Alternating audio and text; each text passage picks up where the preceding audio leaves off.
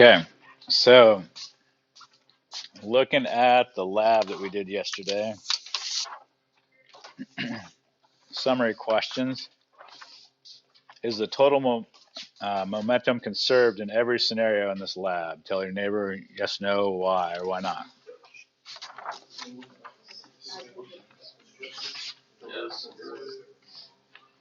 Why or why not?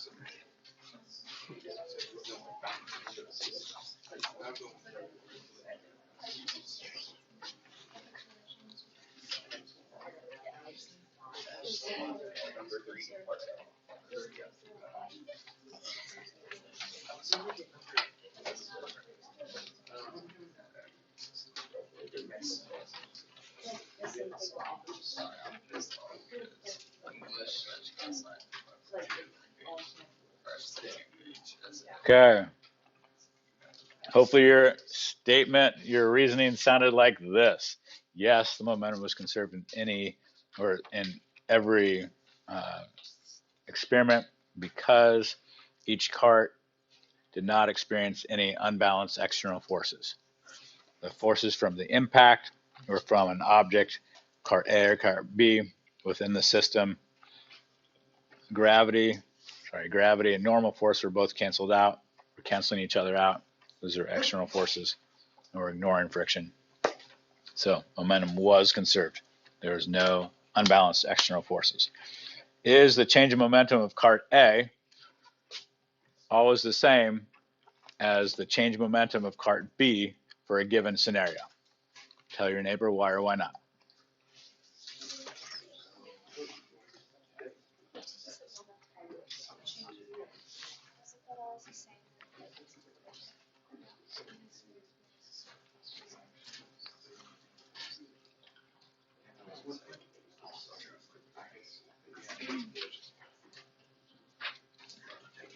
Okay, hopefully your conversation sounded like this. Yes, because both cart A and B experience the same force for the same amount of time because of Newton's third law. Has to. Okay, one's going to be positive, one's going to be negative, but they experience the same change in momentum. Okay. Last question is the change in velocity. Well, I'll just tell you this. The change in velocity for cart A was always greater than the change in velocity of cart B. Why? Tell your neighbor.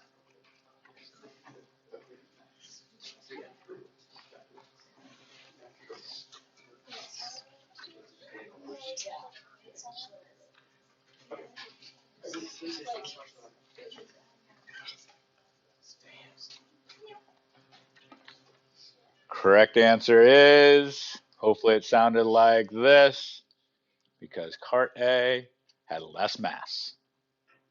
That is the reason. Okay.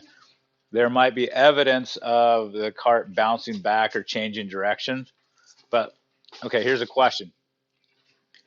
Will an object that changes direction always have a greater change in velocity than something that doesn't change direction?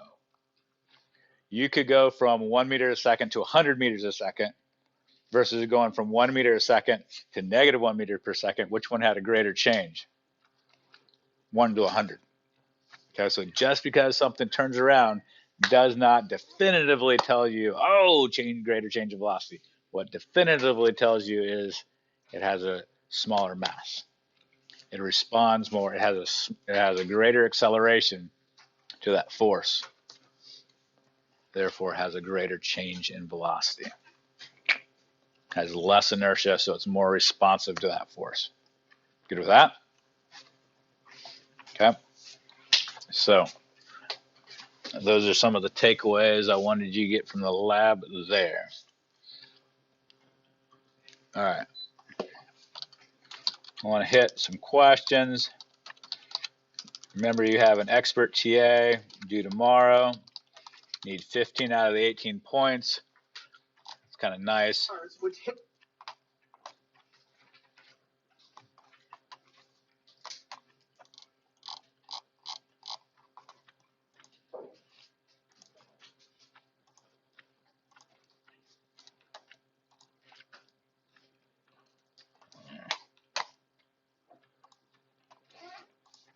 which hit each other.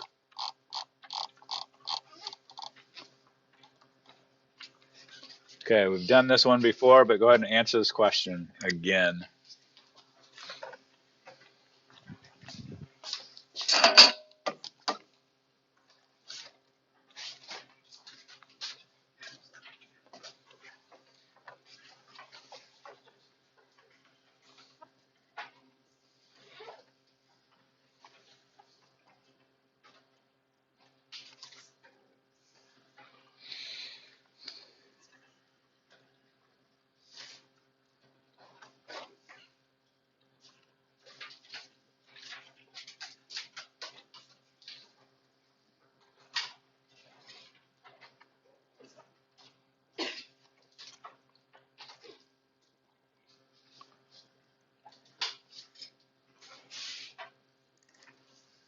Tell your neighbor. Tell them why.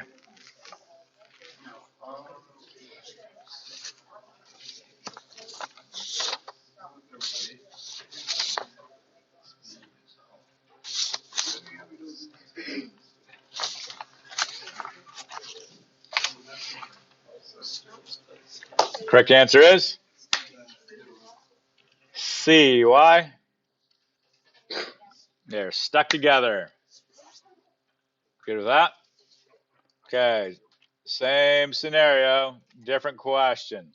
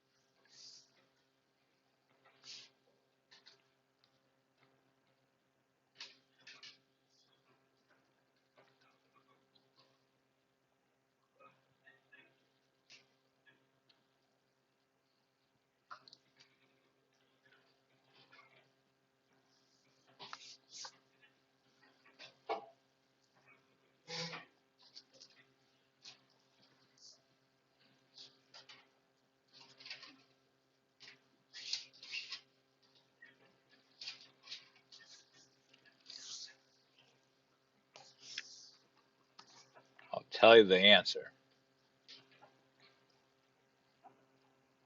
But then I'll have a follow-up question. Correct answer is D. Cannot be determined. Tell your neighbor what you're missing.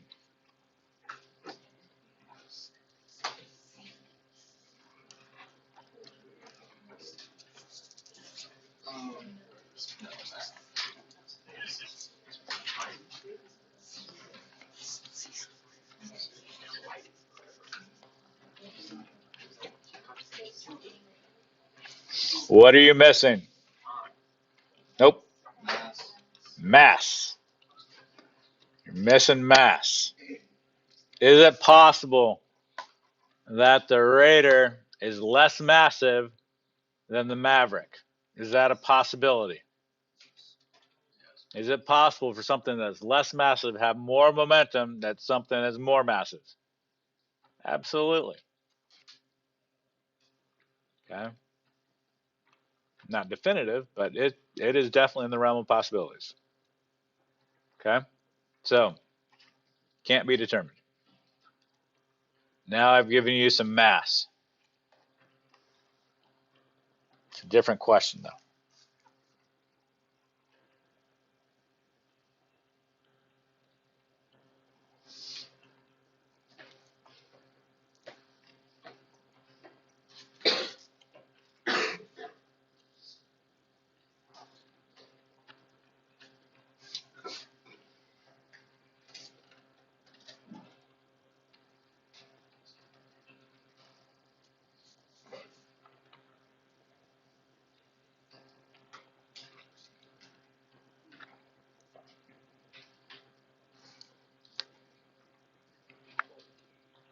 Tell your neighbor. Tell them why.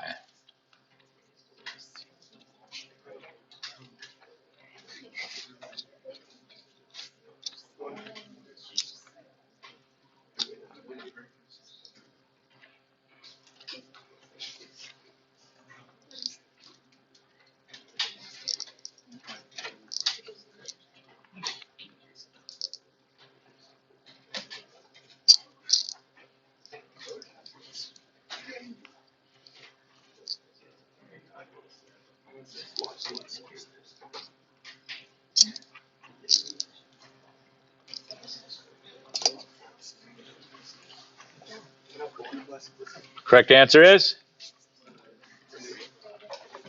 radar.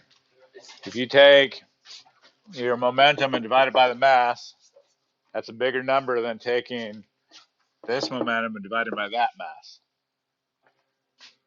Good with that? Okay. So, which one has a greater momentum after they collide?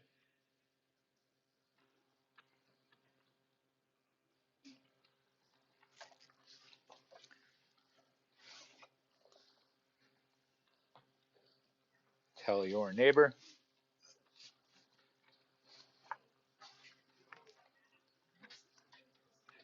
Tell them why.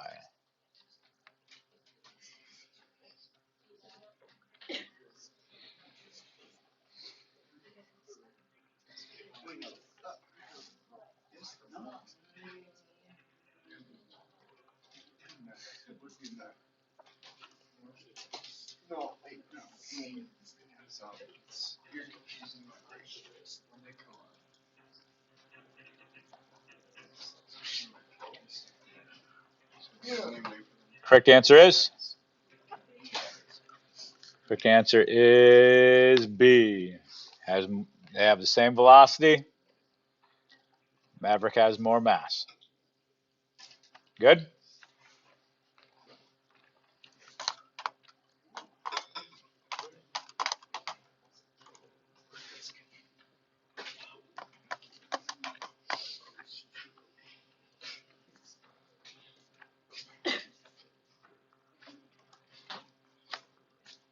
O leão pode morrer de fome se não puder comer. Watch which way the lion's body goes after it's kicked. Does the lion's body go to the right or to the left after it's kicked? It's going to the right or to the left? Still going to the left. Okay. It slowed down, but it's still moving to the left. Okay. Don't feel too bad for the lion. It was just trying to kill the zebra, mind you. Okay. Good with that?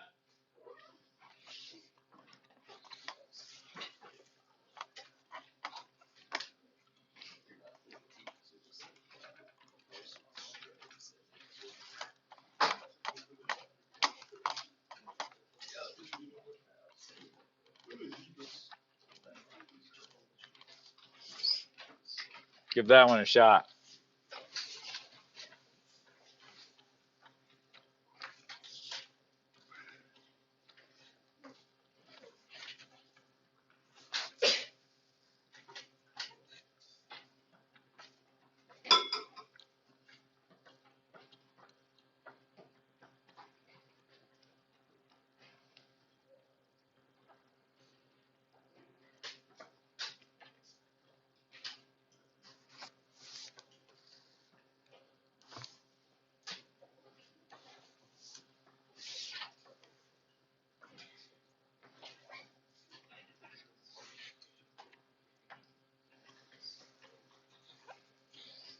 Okay, we're assuming on this question that the wall is impenetrable.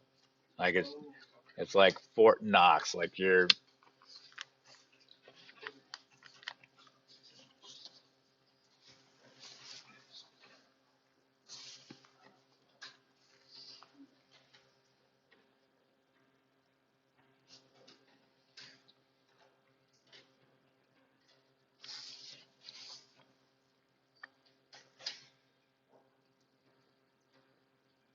thumbs up when you have a guess.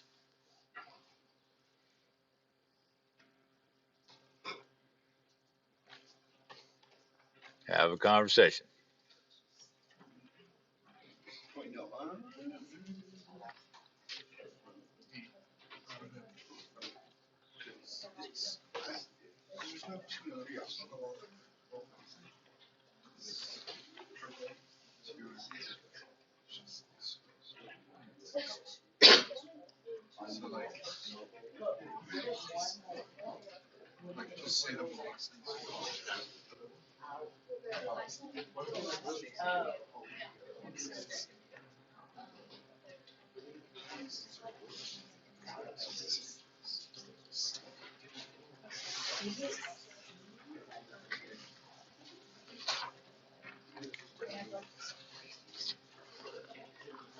What do you say?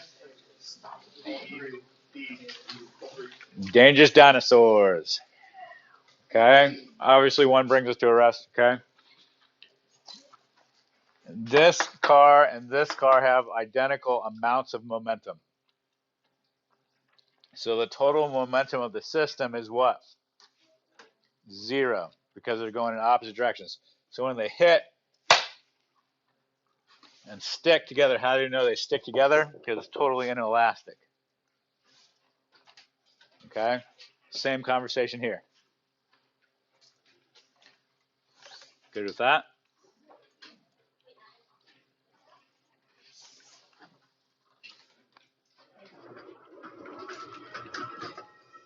This car hit a wall at 100 miles an hour. The red one is The difference is pretty 50 clear. miles an hour. The question is, when we smack two cars together at 50 miles an hour, are they going to look like that? Or are they going to look like this? That makes sense, the scenario? 50 miles an hour versus 100 miles an hour. Then 50 miles an hour head-on collision, which... From each end of the 1,280-foot track, the identical 1.5-ton cars take off. Both cars gain speed as they head headlong down the track towards their head-on collision. Then, as both cars reach 50 miles per hour, It's about to happen. the cables uncouple.